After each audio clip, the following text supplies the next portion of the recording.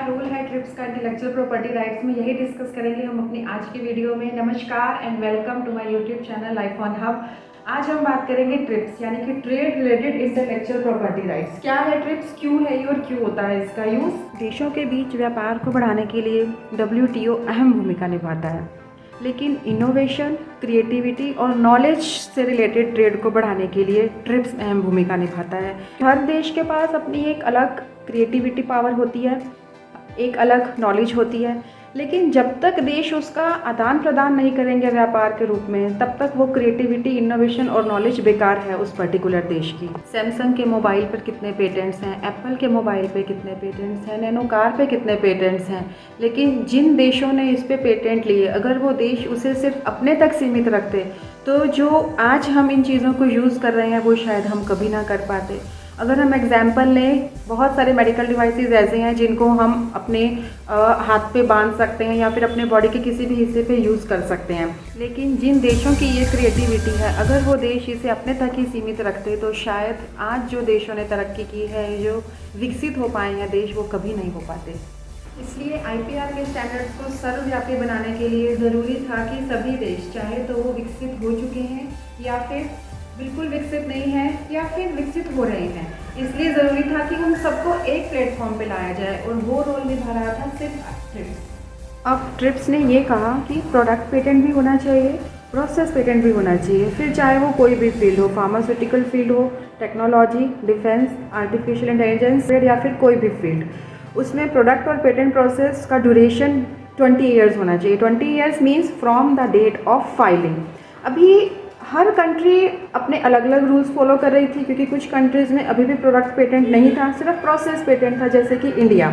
इसलिए ट्रिप्स को फॉलो करने के लिए एक ट्रांजिशन पीरियड दिया गया कंट्रीज़ को।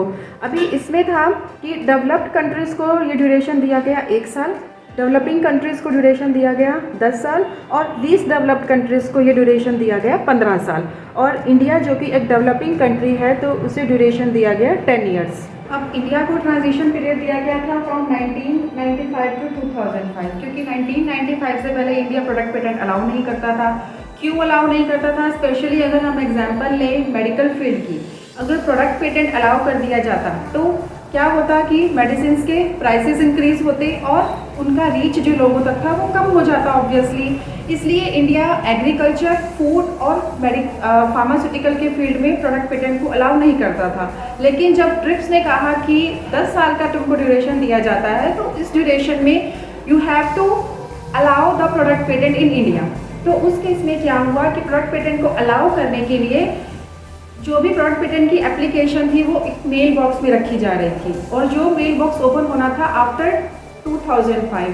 अब 1995 से 2005 के बीच में 3 अमेंडमेंट्स हुए इंडिया में। क्यों अमेंडमेंट्स हुए? क्योंकि जब तक ये अमेंडमेंट्स नहीं होते तब तक इंडिया ट्रिप्स को प्रॉपर फॉलो नहीं कर पाता। अब इंडिया एग्रीकल्चर और फूड के फील्ड में प्रोडक्ट पेटेंट अलाउ नहीं कर रहा था, क्योंकि हमारी मैक्सिमम पॉपुलेशन एग्रीकल्चर पर डिपेंड है, और पॉपुलेशन के हिसाब से अगर हम देखें, अगर इन चीज़ों में एग्रीकल्चर और फूड में अगर प्रोडक्ट पेटेंट आ जाए, इट मीन्स सभी चीज़ों के प्राइसेस एकदम से बढ़ जाएंगे, और जब प्राइसेस बढ़ जाएंगे तो हर कोई तो उसे अफोर्ड नहीं कर पाएगा, मीन्स उसकी एक्सेसिबिलिटी अपने आप कम होने वाली थी। अभी ट्रिप्स के आने से एक अच्छी बात ये हो गई कि इंडिया में IPR का सिस्टम स्ट्रॉन्ग हो गया। अभी IPR का सिस्टम स्ट्रॉन्ग कैसे होगा? क्योंकि R&D में इन्वेस्टमेंट बढ़नी शुरू हो गई। लेकिन क्या कंपनीज और कंट्री के पास इतना पैसा था कि वो इमीडिएटली R&D में इन्वेस्ट करना शुरू कर देते? नहीं। तो इसके लिए फिर से सिस्टम आया FDI का। FDI यानी कि foreign direct investment, direct manufacturing और जॉइंट वेंचर्स। इन सब का जब सिस्टम आया तब से R&D का इन्वेस्टमेंट बढ़ गया।